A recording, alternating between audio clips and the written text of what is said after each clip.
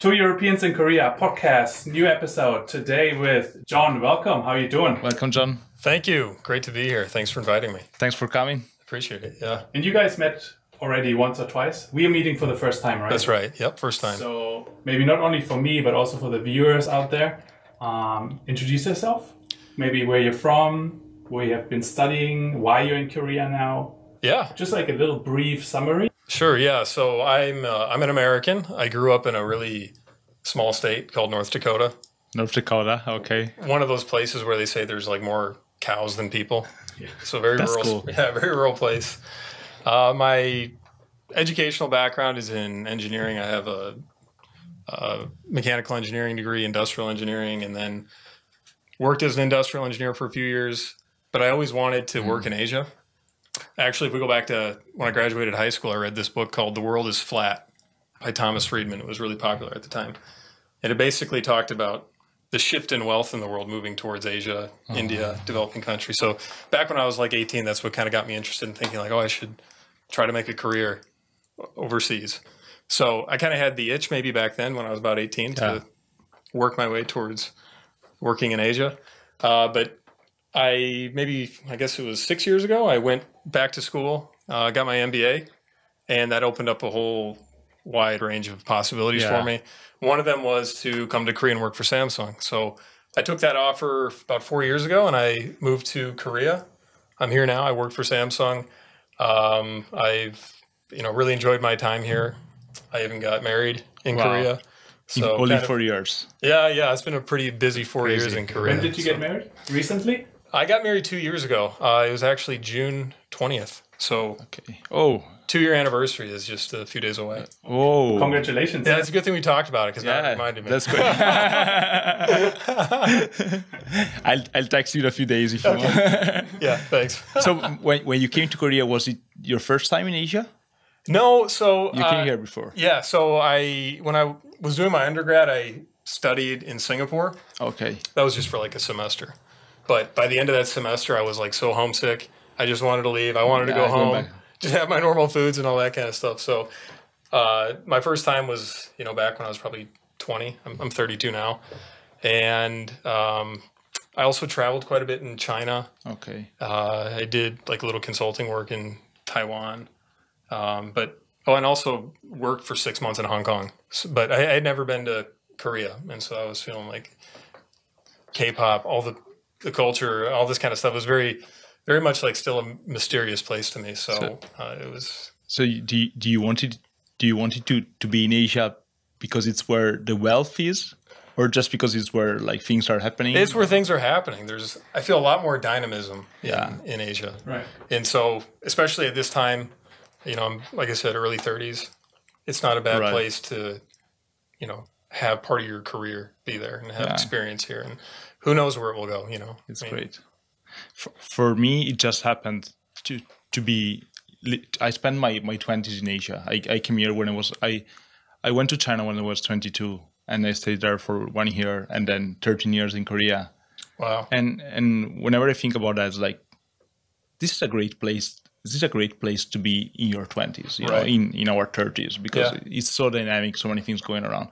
Especially for you coming from North Dakota, or for me coming from like this countryside in Italy. Oh, you're also a country kid. Yeah, of course. Yeah. More cows than people. Yeah. I was for 2 years in Montana. So, North Dakota is still a little bit further to the east. Yeah.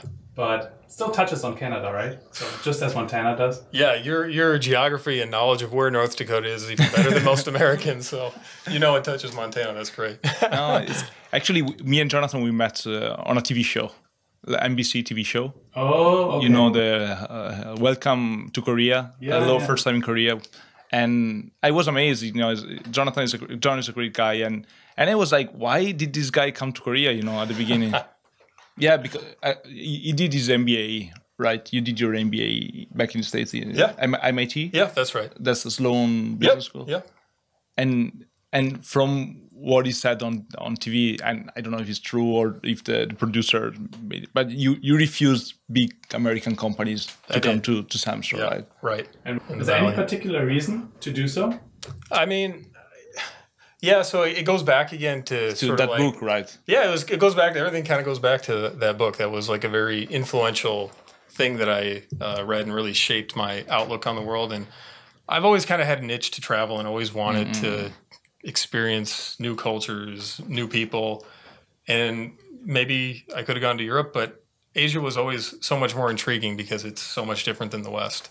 So it felt like a place where everything would be kind of a new discovery, a new, just like the food, the people, the way they dress, the styles of the buildings. Europe maybe has something a bit more familiar to me, being a Westerner, but Asia was completely different. So cool. That's how I eventually decided, yeah. Would you mind talking a little bit about how MIT was? How do you get there? Because I feel most of our listeners that are Korean, or actually anywhere, they would be interested how to get into such a school. Maybe elaborate a little bit on the university system in the US. Did you do your BA as well at MIT? No, so my undergrad was at an engineering school in New York, and I did my master's at Texas A&M, and then you moved worked for a couple of years for business school, and then to Boston. Yeah. Wow. So I've had people ask me this, especially a lot of Koreans, and I think they think there's going to be like the magic wand answer, but when I always tell them, all I did was I just studied. Like I just sat down, put my butt in a chair. Of course. Just spent the hours doing it. And I guess my philosophy is like, well, first of all, you have to have a passion or an interest to learn. So, there's a lot of pressure on, I think, Korean kids to study really, really hard. But I think if someone's not naturally inclined to do it, then whatever endeavor, it's probably not. It's probably not going to succeed. So I just had like an intrinsic passion for learning. I love books. I love to kind of sit quietly and try to absorb the knowledge. So, I was always decent at math. And so I, spent my high school years, my undergrad years, just studying. So maybe unfortunately there's no magic answer, but I think the good thing about that is that maybe anybody can do it. You just put the time in. Just like with anything, you just put the time in, you can do it. So, but having said that, like I had good grades, undergrad, master's degree. But the key also to getting into a good like MBA school is you have to have good work experience. Right. So my first job, I worked as an industrial engineer. We were putting together basically like military equipment, like radars and head-up displays that would go into aircraft. And I did really well there, got a lot of good references, had lots of good like reviews and things like that. So when I applied to MIT, it was actually for a very specific type of program. It was called Leaders for Global Operations, and they take maybe 50 people a year. It's a dual MBA and master's in some engineering field. Mine was systems engineering. So that's how I got in. It was just hard work studying, and then and it was the right place to be for you, for your capabilities and what you like to do. Yeah, exactly. Right. Yeah, for those people who don't know what MIT is, maybe to explain, in the US there are private schools. Okay, yeah. State schools. Yeah. There's something called the Ivy League. Yes. We have Columbia, Cornell, Harvard, Yale, all these schools. Yeah. But MIT is not officially part of the Ivy League school, right? That's right. It's still, like, whenever top schools in the US are mentioned, MIT is in the list. Can you explain where that comes from and how MIT maybe got this mystery? So like the Ivy League thing, I think it's a great marketing term, yeah. Right. So actually, it's great marketing to attract foreign students, probably. Yeah. So actually, one of my friends clarified to my wife that MIT was not an Ivy League school. Yeah. She was shocked. It's a good thing I married her before she found out. Yeah, so, and I think it just comes from the fact that they're kind of like these old, established East Coast schools, and there's ivy growing on the side of them. Yeah. I think that's kind of really all it means. But, so I guess maybe right off the top of my head, I don't have all the history, but the thing that makes MIT really special is that it's very application focused. So, I mean, of course, there's fundamental research going on, but they're always trying to figure out, like, how do we make this real and impact the world. And like if you look at the people who graduate from MIT and the businesses they start, I don't know the fact, I mean you could probably Google it, but like the amount of world wealth and like GDP they've created for it's incredible. So they're all about applying math, science, and making an impact in the world. So I think it attracts really well. And the other thing, the application process, it's much more focused on talent and meritocracy. So they take in, like, I think fewer, maybe like exogenous factors. It's really about like how well are you performing? Are you how at good the you top are, of, like how Exactly. practical you are, because it's a very egalitarian system too. So like you don't, some places it might help to have connections and money and stuff, but at MIT, if you can back it up, then you can get in. That's cool. And it's a rather small school number-wise, right? It's about 10,000 students. I think that's about right. Yeah, that's about right. Both compared to other state schools in the US. How does it compare to state schools? Like state schools are usually 20, 30, sometimes 40, 50,000. Yeah. My younger brother, he actually just went to Madison, Wisconsin. They got like 50,000. Texas A&M, where I went, was also like 50,000. It's like the cities exist because the university is there. Yeah. I mean, in the US, there's a term called university towns or college towns. Yep. And these are usually populated by, or they are called because they have state schools that are that large. So the whole city just caters to the school, which in MIT is probably not the case because it's rather small. Well, yeah, it's in. How is MIT seen in the city? Are they proud of it?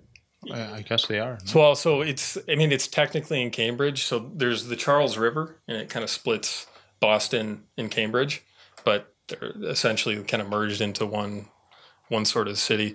But I mean, yeah, of course, the people are proud of it, but the concentration of like art, culture, science, great universities, history, it's almost like there's no other place like it in the U.S. So yeah, of course, MIT is a big deal, but that's kind of like also where the American Revolution started. Right. And you've got tons of history there, and you got Fenway Park and Boston Celtics, and they got they got everything. I really love Boston because it feels like a small city, but it's it's a major city, and it's got so much there.